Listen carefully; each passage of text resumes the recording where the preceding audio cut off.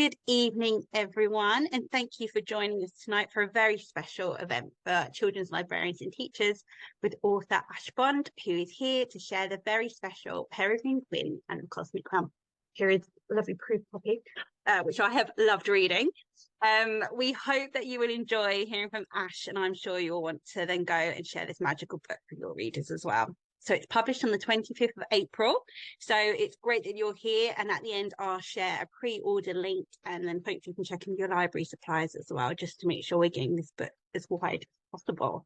So my name is Kimberly Shing, and I'm a campaign manager here at national reading charity, The Reading Agency, which means I get to do brilliant things such as hosting this event tonight.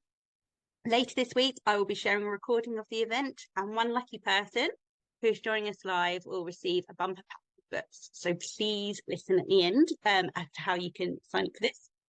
We have the chat function, so please in the chat function, if you go to everyone, you can introduce yourself, tell us where you're joining us from. And there is also a Q&A box where you can put your questions for Ash, which I'm going to then ask at the end. So very quick introduction for Ash, and then I'm going to hand over. Oh, before I do that, actually, we've got a very exciting poll so we can hear from you. So I'm going to launch that. Hi, October. Lovely to see you. Hi, James.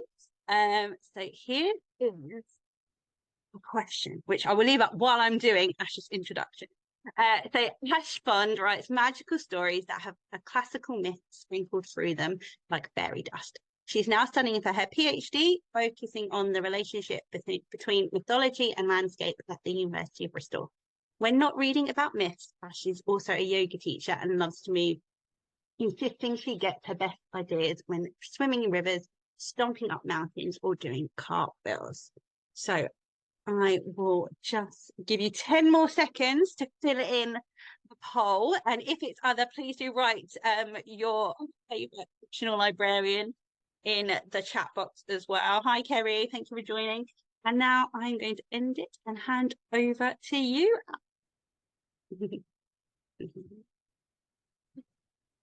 Hi. Oh, it's so cool seeing people's names pop up that I just only know from Twitter. It's like, oh, hello. Hello, everyone. Hello, October and Liz and Annabelle and Kerry, and Jane and Claire, Charlotte. Hello, hello. I'm going to stop now. I'm going to introduce the book. Thank you so much, Kim, for introducing me. Like most people who read, I'm going to just talk about the book, talk about myself. So we first meet Peregrine and her godfather, Daedalus, as they are breaking into the Bodleian Library in Oxford. But don't worry, they have a really, really good excuse, which is the portal between the cosmic realm, which is Olympus, and the Terran realm, which is Earth, have broken down. And it is only Daedalus that can fix them. Except this is a middle grade fantasy adventure, so Daedalus gets kidnapped pretty soon. And now it is up to Peregrine and her two amazing friends, Telemachus Thorn, who is a faun, and Rowan Strong, who is a librarian, to race across the world using the underground. My favorite thing. To get to the ancient library of Alexandria, to get there before a portal opens up, releasing a chaos goddess out into the world. So lots for Peregrine to do. She's got to save the portal, save the realms, save her godfather. Yes, a really, really pacey adventure, and I really hope you'll enjoy it. So what I thought I'd do is, because I talked a little bit what I could talk about with you guys, and I thought it might be a nice thing to discuss my introduction to mythology and to classics, and then I will do a little reading from the book. So we'll probably do this for about 15-20 minutes, and then we'll hand back to Kim and she can ask me some questions to get us back on track. Okay, So first of all, I should tell you that I am in Greece at the moment. I am in an island called Kalymnos, which is off Kos, which I'm looking quite sweaty. It is quite warm, not to show off, but it is quite warm here. So it's where I go to climb a lot. So I'm really lucky. I'm taking my book 2 edits. I'm just like gone here for 6 days, just to really focus on book 2. So it's a real joy actually to come back to book 1 and talk to you all about it. So my story with mythology. So I think there's a degree of myth making. I think when you talk about anything, but I'm going to be as truthful as I can, while trying to make it interesting. So where did my love of myth come from? I know that I was given a book. And often the greatest things start with that. And I was given an illustrated book of Greek myths by my mum. And I must have been around 6, I think, 5 or 6. I moved around quite a lot when I was a kid. I think I moved 8 times where I was 10. So usually I kind of, when I have a memory, I think of my bedroom or where I was sleeping, and then I can kind of figure out which house we were in, what age we were in, and what age I was.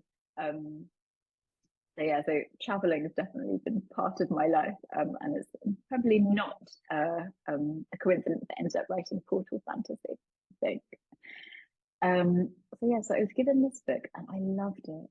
I don't know why, really. I could make up something, but it just completely resonated with me. And I read it once, I read it twice, I read it 3 times.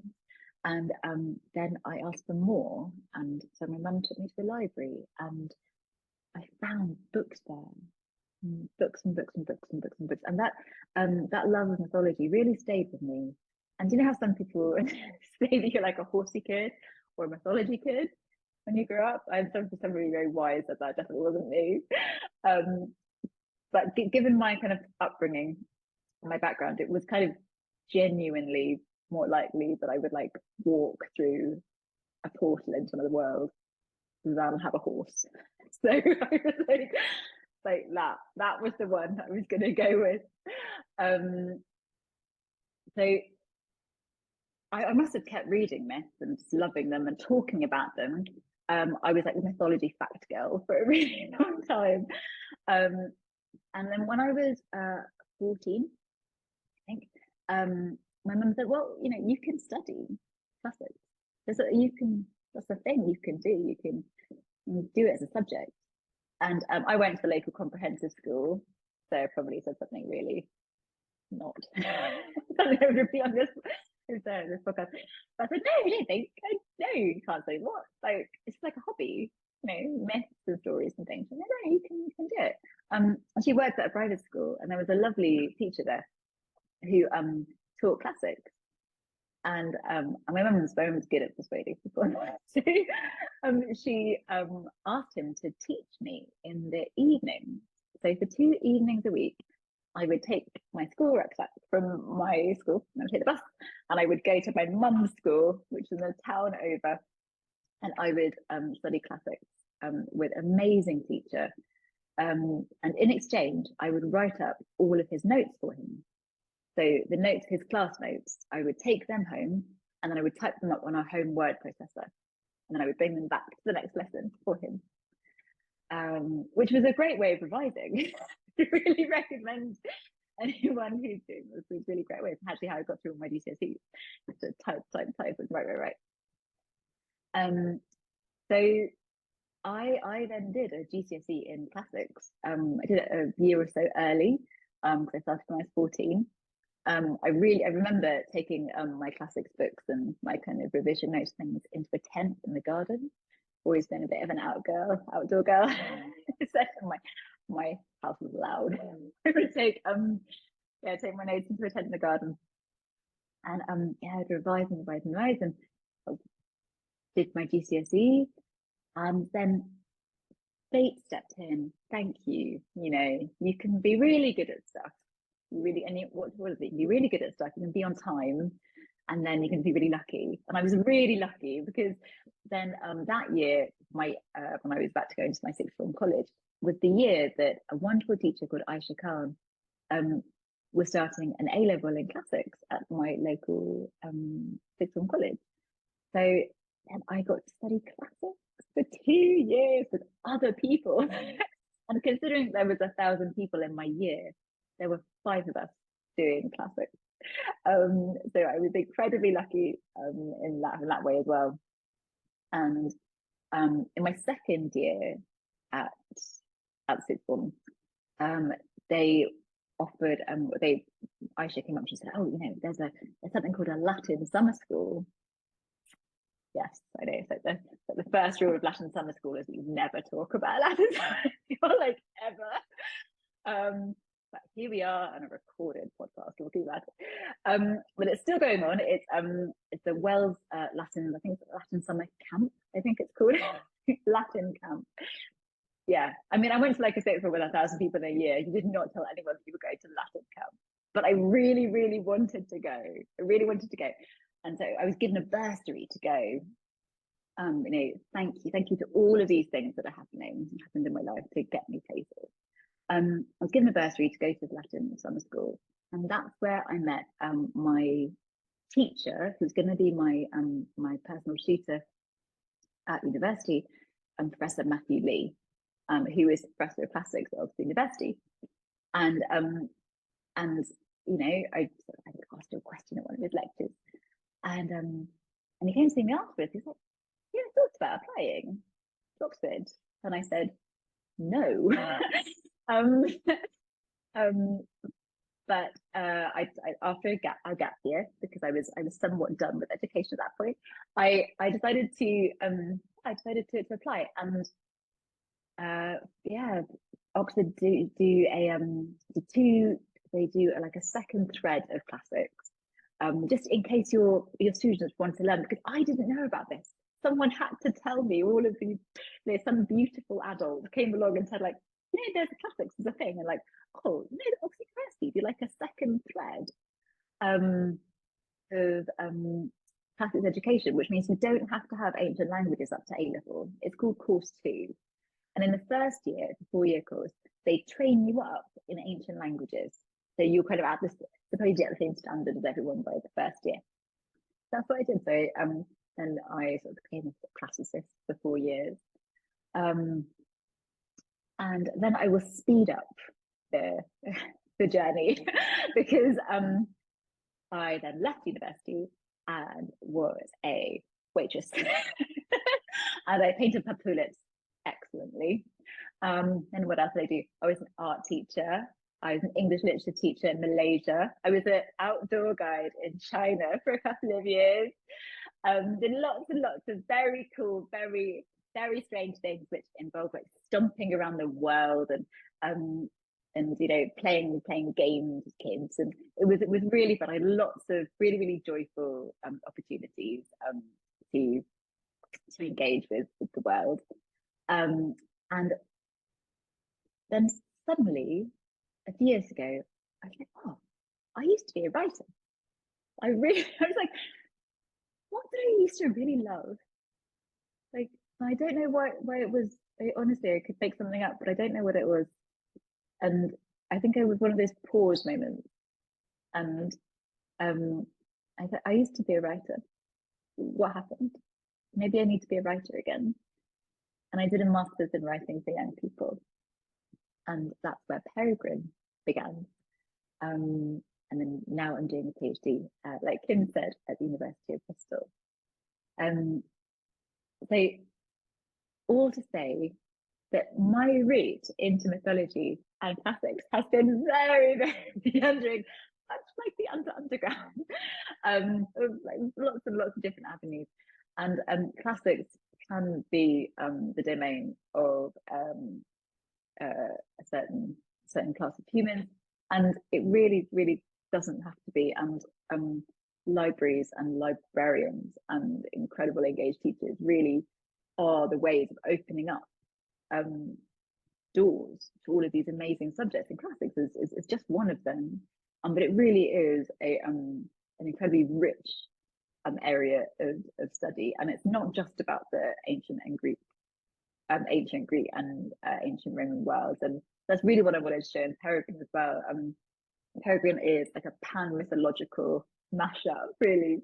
So we've got Arthurian legends, we've got lots and lots of different cultures and mythology represented in the book, and more as the series progresses.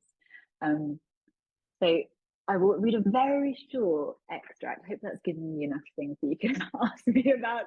Little intro to me, long intro to me.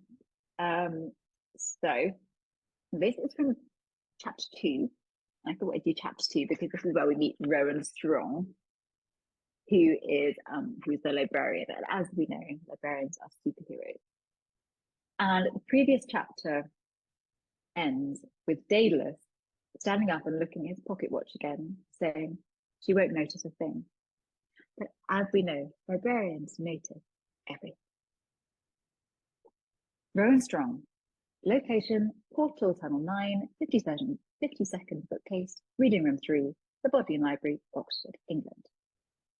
Precisely 23 minutes later, Rowan Strong snorted awake and noticed something. In fact, she noticed a number of things. First, drool was dribbling down her chin. Second, her hat was on at a jaunty angle that was completely against Olympus Inc.'s agent attire regulations. Third, she'd fallen asleep. Asleep! She shot to her feet, slammed her palms down on the desk, and pushed her chair back to its squeal like sharp nails on a blackboard. She, Rowan Strong of the 7 Strong Sisters, had fallen asleep on the job. She had snoozed on her sacred duty. She had dozed by the door to the cosmic realm. Shame washed over her like a bucket of icy Styx water. The 3 golden rules of being a Portal librarian. Her academy professor's voice boomed in her head. Vigilance, vigilance, and vigilance. Flucht, she swore. As the youngest of her sisters, she always got the worst shifts, the hand-me-down jumpsuits and the battered, moth-eaten manuals. Now she'd be the first librarian ever to have been fired from the sacred guardianship of a portal, on her very first day on the job. Sisters would disown her. She'd be sent back to Olympus in disgrace. She gulped. She could see her future now, wearing the ill-fitting lilac uniform of a mountain wall security guard, or carding teenage nymphs at neon-lit enchanted forest raves. No, she was getting ahead of herself. Rowan spun around and pulled back the portal curtain in panic. The gate looked exactly as it always did. Shining. She snatched up her cosbad, fingers swiping clumsily as she scanned for any incoming transports that she might have missed. Nothing. Any messages? None. All portal readings were coming back within acceptable limits. She scrambled for her spectrometer, checking for any other life forms. Perhaps a night porter wandered into the reading room by accident. She exhaled. Everything looked absolutely, well, fine. Rowan slumped back into a chair, excuse me, and adjusted her bowler hat. Okay, she'd made a mistake.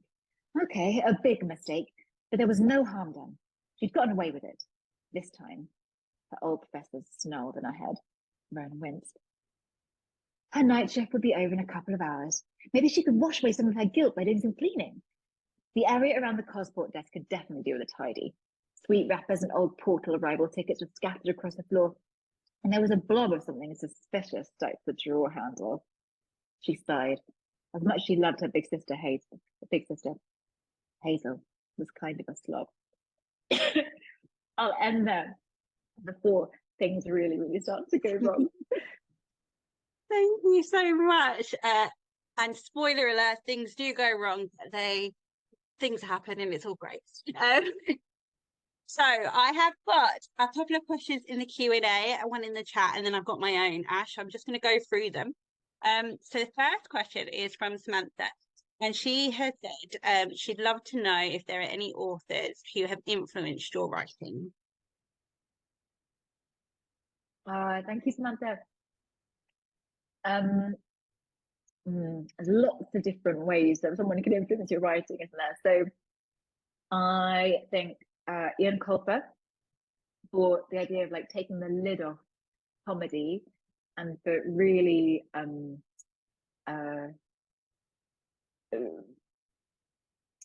respecting a child's ability to engage with humor on a really physical level, but like this describes long physical scenes. So like on a kind of technical craft level, I really, really admire in Culpa from also Practio Rizzi for the broad world building. Neil Gaiman, I think, for the seriousness that he takes a world. And Jessica Townsend, I think, Nevermore author, for the depth in her world building. And I really have tried to make this world as child-proof as possible, which is really, really quite challenging. But on a personal level, Tamara Pierce was my first great love as a fantasy writer. Amazing, thank you, Ash. Mary has asked, well, she said, I love the blend of mythology and futuristic technology. Where did you get the idea to mix the two? Oh, I really want to take credit for that, but it just arrived, honestly. So the first scene that popped into my head was Cal sitting, who's the fawn, I was sitting at his desk, like covered in paperwork and books, and was sort of drinking a coffee and had like an iPad device in front of him that I immediately knew was a COSPAD. And I think once you've got this image of a fawn getting stressed about doing like low-level admin, you pretty much got a world, And then it was just like scratching away, like making almost like putting a light on, oh, what's over there and what's over there and what's down that corridor. And it, although I'd love to call it world building, really it was kind of world revealing. I was sort of already there. And I was like, oh, this is cool. What's that? Oh, that's really interesting. I wonder what that's like. Going around and kind of picking objects up, like poking stuff. A bit like Peregrine's under the book, actually. Yeah, like her and me are like, really tactile people. It's like, what's this? Like, what's going on? Yeah. That's amazing. Thank you. Jane has asked, what is your favourite book from childhood? What's my favourite book from childhood? Yes. Oh, I might have to repeat the answer. Honestly, if I am being very honest, it would be Tamara Pierce's The Lioness Rampant series, which was really big in America and not very big here. But I got a lot of my books from charity shops. So a lot of the books that I read, I didn't know whether anyone else had read them before, or like, and no one really in my class had read them. But if you haven't read them, it's a really beautiful world. I would say probably more, I would say YA, sort of teen YA. I'm about 25 years old now. Amaka said she loved the series as well. So oh, incredible! Yeah. So that was, but I also really loved The Snow Spider by Jenny Nimmo as well. So I spent a lot of time in Wales when I was younger, and so that's that kind of a Welsh mythology is really powerful for me as well. Brilliant, thank you. October has asked, so I would just say the poll that we asked at the start, Ash gave me the fictional librarians because I found it really hard. But you've now been asked, so out of the ones that you suggested, or maybe some new ones, who is your fictional librarian? Do you have a favourite fictional or real librarian? So maybe a bit of both. Yeah, I mean, it's difficult, like, because sort of fancied half of those people on the list. Yeah. I think we're like, what are my favorite? I mean, Giles from Buffy. Honestly, it just has to be maybe like season 3 Giles Buffy. Like, were they really, really niche? Yeah. I have to go watch that to see what season 3 Giles was like. Honestly, there's a marked change, I would say. Interesting. Thank you. And then Becky has asked, what 3 books would you recommend for 9 to 11-year-olds as a must read? But I would say one is definitely Peregrine Pink. It's really fantastic. But any 3 that you can think of, 3 quite a lot. If you can just think of one, maybe. Okay. I know it's As a hard on the must spot to think read. of them. Oh no, as a must read. 9 to 11 as well. I mean, obviously, I want to talk about my friends' books, but if for people who people who I don't know, um, I I really like The Boy at the Back of the Class by Anjali Ruff.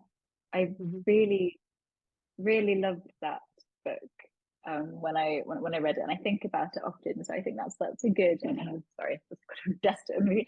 That's a really good sign of a book if it stays with you and you think about it. So yeah, I would. I think especially given the climate at the moment, I think that would be a good recommendation. Thank you. And then Jane has asked, so we've obviously shown you the really beautiful proofs, and they are beautiful. And your book is published at the end of this month. But did you have any involvement with the design of the book cover? I don't want to take too much credit, but I will take a tiny bit, a tiny bit of credit. In that the Piccadilly design team were like, we like the idea of the running characters. But then when they were going back and forth to oh my goodness, it's two dots, sorry, two dot studio, who are the other design team that are working on the sort of particulars of the characters. I I did have some feedback as to what I wanted the characters to look like. Um, and they didn't need to match what I wanted, what they had to be in my head, but there were things that I was quite clear about that, like Rowan, I was like, Rowan, this is what sort of Rowan looks like. Peregrine does not run like that. That was a really specific bit of feedback. That's I was like, interesting. that's not that's like, what is that? Like Peregrine, that's like running away from danger. Like, what do you so that was a bit strange in the kind of the running I was like, this is immediately something flagged with me on that. So yes, I didn't actually have no grand input, but I was very, very lucky, and I'm aware that lots of authors don't get to have this input, but I did have a little bit of input. Oh, that's fantastic. And to say that these are the characters you've created, you've been sat on this story, and then all of a sudden seeing someone else's version of it must be really, really interesting. It's amazing. Have you seen Bruce Schmieder's on the inside? The I wish I had a copy to show you. But I just traveled with my rucksack, so I didn't bring any hardbacks with me. But on the inside of the hardback covers, Bruce Schmieder's got these incredible characters, incredible character art. It blew me away, honestly. Just I absolutely loved it. So I've got one of my questions. Do you Mm. have any special memories of libraries growing up? I know you touched on it briefly at the start, but is there anything else that stands out for you? Yeah, I had this really specific memory that I don't know whether I've made it up, but it was, memories are such ephemeral things, aren't they? And I remember sitting and reading an encyclopedia of mythology front to back, and I've only ever done that with one other book. And I did that over a weekend. I remember reading the complete works of Oscar Wilde when I was at university. So I just couldn't stop reading. I was like front to like all the way through. And I suppose there was something, maybe something, some kind of combination of myth and humour.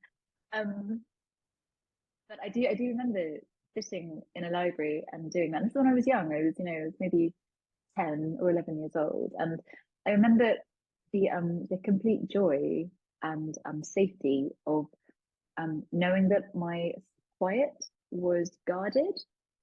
And like I said, I did grow up in quite a manic household, so like having a time where I could completely go into a book and be absorbed in that world was so wildly precious. So I do have a really clear memory of that. And in Peregrine's world, the librarians are members of Cosmic Sprite Investigations and the Cosmic Sprite Investigations Unit, and they are guardians of the portals. That's their job. And the portals are through ancient libraries, and they kind of connect up lots of ancient libraries like Bologna, Istanbul, Nairobi. And they connect in the Terran realm, and they connect to the cosmic realm.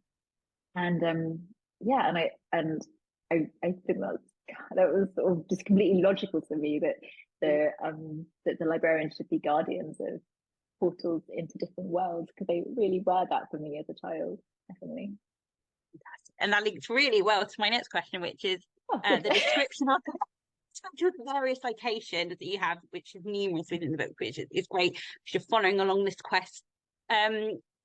What helped you to capture these spaces during the writing process? So how did you create these locations in your writing?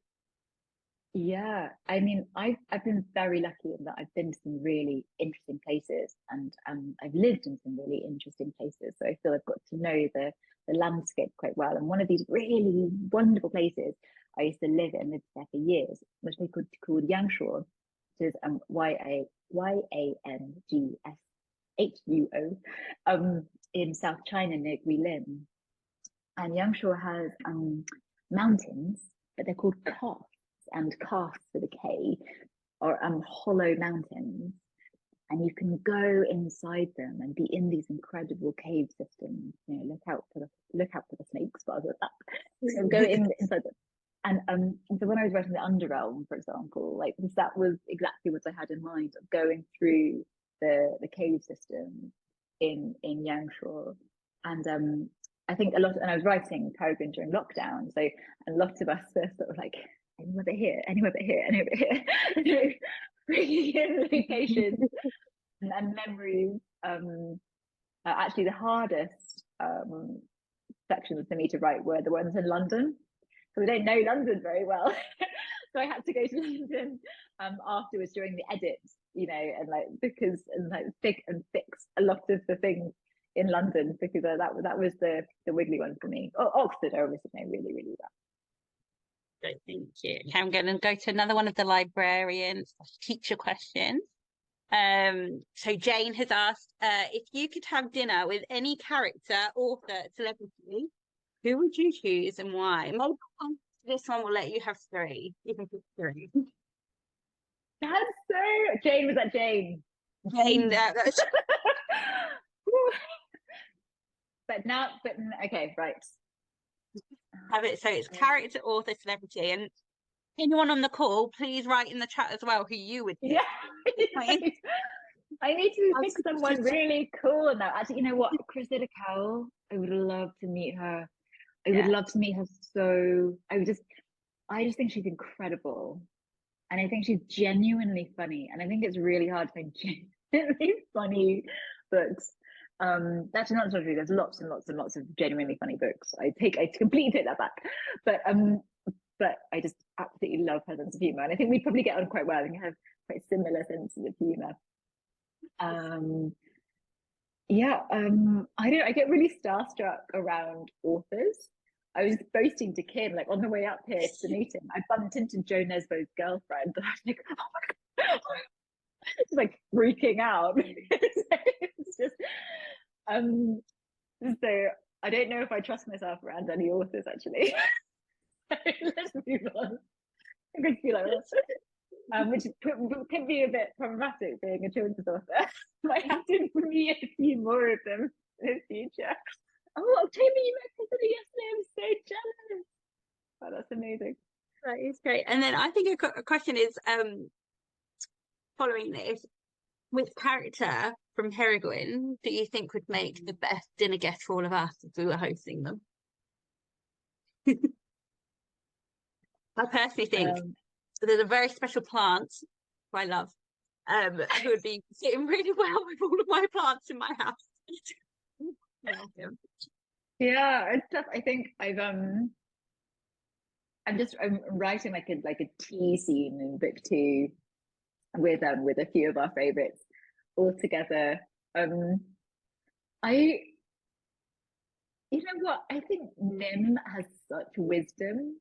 Honestly, and she's based on my godmother, so and I really love having like tea with my godmother, and I love introducing people to her. So that I'm like, look at this stories. And so I think it would be really lovely to kind of introduce Nim into this group, and we could all have a, you know, do a Q&A with her from all of her different lives. And maybe, yeah, I mean, it's quite tricky writing immortal characters because they have had so many lives, you know. It's yeah, sort of have thousands of I think Nim would be great. So Nim, when we first meet Nim, is in Kew Gardens, and really great at suppose is it fortune, like telling the future or telling what's going to happen with petals, and it was very dramatic. I loved that part of the story because I was like, oh my goodness, what's going to happen? But yeah, I love that kind of that mixture that she has as well. I think she really represents the hybrid genre, that sort of fantasy science fiction idea. Like, she's deeply spiritual, and yet she is an amazing inventor as well. So those two things really like work in sync in her character. So yeah, she's a favorite of mine for sure. Brilliant, thank you.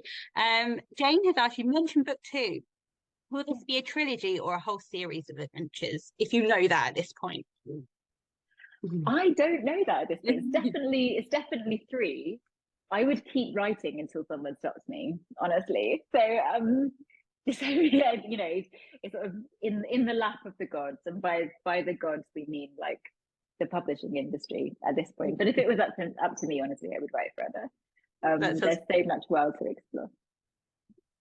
Brilliant.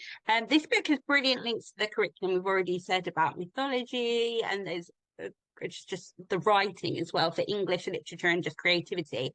Have you got any ideas on any activities that the teachers and librarians who are listening, who are hopefully now going to want to read the book and get the book, can then use alongside the book with their class or their visitors? Yeah, well, we mentioned Nim, and one of the things that Nim does, Nim kind of works like a queue, like a James Bond queue, and she lives in Kew Gardens. Very clever of me. I don't. So I know it's good. But one of the things that Nim gives to Peregrine is our cosbugs and cosgogs. So it could really be quite an interesting activity to if it was maybe a like year 5 or 6, maybe 6 year 6 groups, you might ask them to invent a piece of technology that Nim might give, but you could really narrow it down and ask people to invent a cosbug. You know, so you've got maybe have a combination of an insect or a natural insect, and then a really cool kind of technology that you could add in. That could be a really nice STEM connection, or anything to do with the natural world. I mean, there's a great link to kind of environmental things. So we could think about, and we could point to a tree in the school grounds, or a picture, you know, and imagine that was a portal. You know, that was a portal from like this world to that world. Like, what world is on the other side of it? How would you get there? Through the trunk, through the branches? Would you climb? You know, would you turn like so anything like that? And then maybe the plants. I mean, if you've got a plant in the corner or a picture of a plant, so there's a really special plant that Peregrine carries around with her. So you could maybe bring in a plant and ask them what kind of magic could this plant have. But there's lots of things you could do with maps as well that could be really cool to explore. There's a few maps in the book. I'll start talking now, but there's the underground. I think there's a whole world of activities you could do, even to design a train carriage for the underground. I think could be really cool. I had a lot of fun thinking about the train carriages and that. Fantastic, thank you. Okay, we've got time for a couple more questions. So there's been a couple of questions in the chat, so I'll have a quick look there, but if not, can you write them in the Q&A just to make sure I don't miss any of them? Let me have a quick look here. Oh, we got here. So Tatiana, so greetings from Roehampton Library. I can't wait to read your book. It sounds so interesting. What's next for you? Any other projects? Thank you for allowing us to take a peek at your new book. So just in case my editor is listening, Peregrine is absolutely the priority and always will be. But I am also doing a PhD. I'm doing a PhD. I also teach at the university. I teach across the classics and the creative writing departments. And so for a solid 6 months of the year, honestly, my students are my priority. And I read a lot of their work, and it's really, really wonderful to see their journeys and to interact with their work. But I'm doing a creative writing PhD, so I'm writing an adult novel as part of my my PhD, which is also very much about portals and myths and everything. Really can't escape as